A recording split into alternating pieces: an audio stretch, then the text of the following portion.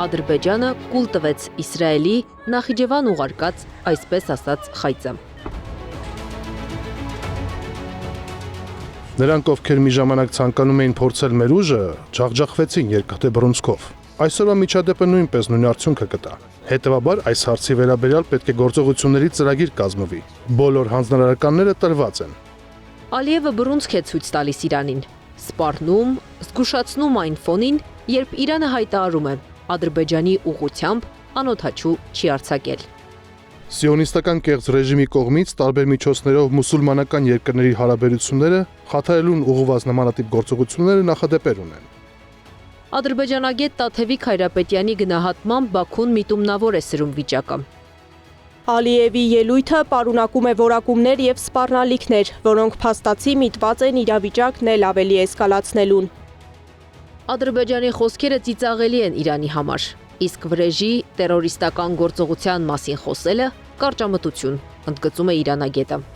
Շատ կոպիտ եւ սխալ տրամաբանական կառուցվածքով խոսք է։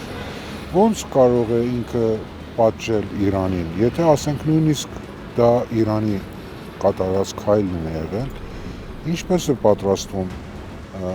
նույն դասը տալ, ինչ որ տվել է Հայաստանին եւ ըստ դեպքում Իրանին։ Իսրայելն ուզում է Իրանի դեմ պատերազմում շատերին ներքաշել, այդպիսով կթուլացնի իսլամական պետություններին միաժամանակ եւ կկարողանա իրականացնել բազմամյա նպատակը՝ մերձավոր արևելքում դառնալ միակ թելադրողը, կարծում է քաղաքագետը։ Իսրայելի ստրատեգիան է եւ Միացյալ Նահանգների ստրատեգիան է, որպեսզի Ադրբեջան եւ Իրան ռազմական գործողություններ տեղի ունենան, որին բնականորեն ներքաշվելու է նաեւ Թուրքիան։ Թուրքիայի ներքաշվելու դեպքում բնականաբար արդեն ակտիվանալու են նաեւ քրդերը, Իրաքի քրդերը, Իրանի քրդերը, Թուրքիայի քրդերը, եւ այդ քրդերը ամենը իր ծրագիր ունեն։ Մեկը Թուրքիայից ուզում անկախանալ, մեկը Իրանից, մյուսը Իրաքից եւ ասա երկարատև տարիներ տևող պատերազմ է լինելու։ Բաքու ուղարկված անօդաչուն ակնհայտ սադրանք էր Իրանի դեմ, կարծում է Խանլարյանը։ Մինչ Ստեփան Դանիելյանը հավանական է համարում եւ ամերիկյան եւ բրիտանական կողմերի ներգրավվածությունը, իրանագետը վստահ է Իսրայելն է ուղարկողը։ Իդեպ, հետաքրքիր է, որ ադրբեջանցիներն էլ տեսախցիկները միացրած կարծես սպասում էին հարվածներին։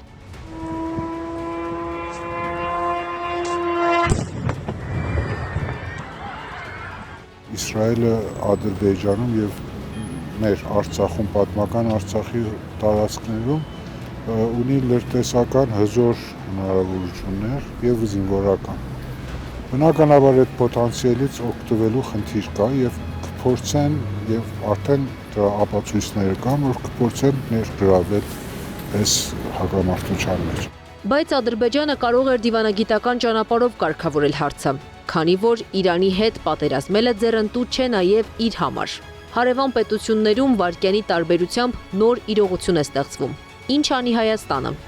Հիմա Հայաստանի համար լավագույն լուծումը ոչ թե լռելն ու սպասելն է, Հայաստանը պետք է հիմիկվանից սկսի գործել։ Ինչպես գործել, դա արդեն այլ հարց է։ Առաջինը դա ռազմական պատրաստվածությունը բարձրացնել, Սյունիքում պաշտպանական ինչ-որ գործողություններ սկսել իրականացնել, հնարավոր զարգացումների դեպքում եւ տանել բանակցություններ հնարավոր դաշնակիցների հետ։ Հայաստանի համար առաջնահերթությունը սեփական անվտանգության ամրապնդումն է եւ սահմանային ուղղությունների վերահսկողությունը, հատկապես Սյունիքում, որտեղ ցանկացած զարգացում կարող է անմիջապես անդրադառնալ տարածաշրջանի ուժերի բալանսի վրա։ Անի Աբաղյան, Մեհեր Դավթյան, Տարոն Ղանդիլյան, Նոնա Գևորգյան, ABC Media։